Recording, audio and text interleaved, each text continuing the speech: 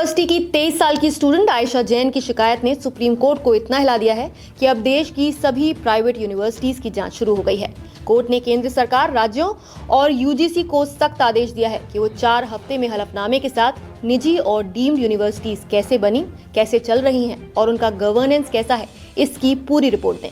क्या है पूरा मामला, चलिए आपको बताते हैं। दरअसल आयशा पहले खुशी जैन के नाम से जानी जाती थी, लेकिन 2021 में उन्होंने कानूनी प्रक्रिया से अपना नाम बदलकर आयशा जैन कर लिया और इसे गजट में भी प्रकाशित कराया। उन्होंने आधार, पैन और बाकी सभी दस्तावेज भी नए नाम से अपडेट करा लिए।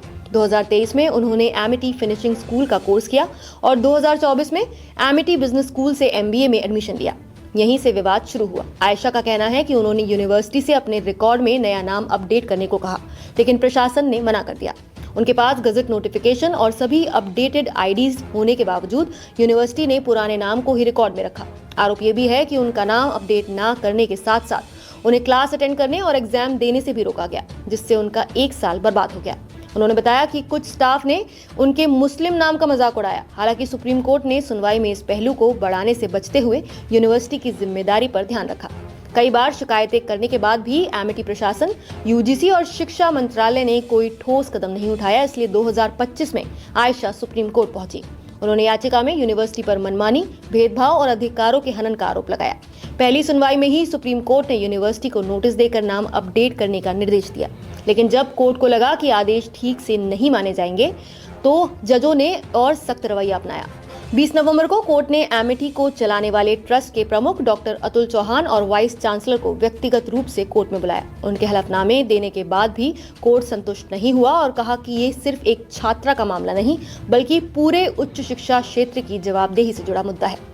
कोर्ट ने टिप्पणी की कि कई निजी यूनिवर्सिटीज में पारदर्शिता, गवर्नेंस और शिकायत निवारण तंत्र बेहद कमजोर है, इसलिए इस याचिका को व्यापक सार्वजनिक हित का मुद्दा बनाते हुए पूरे देश की प्राइवेट और डीम्ड यूनिवर्सिटीज की जांच का आदेश दिया गया। सुप्रीम कोर्ट ने केंद्र सरकार के कैबिनेट सेक्रेटरी, सभी राज्यों के मुख्य सचिवों और यूजीसी चेयरमैन को 4 हफ्ते में व्यक्तिगत हलफनामे दाखिल करने का निर्देश दिया है। इनमें हर निजी और डीम्ड यूनिवर्सिटी के गठन, मान्यता संचालन, एडमिशन प्रक्रिया, फैकल्टी नियुक्ति, वित्तीय पारदर्शिता और शिकायत निवारण व्यवस्था जैसी विस्तृत जानकारी देनी होगी। कोर्ट ने चेतावनी दी है कि गलत या अधूरी जानकारी दी गई तो कड़ी कार्रवाई होगी।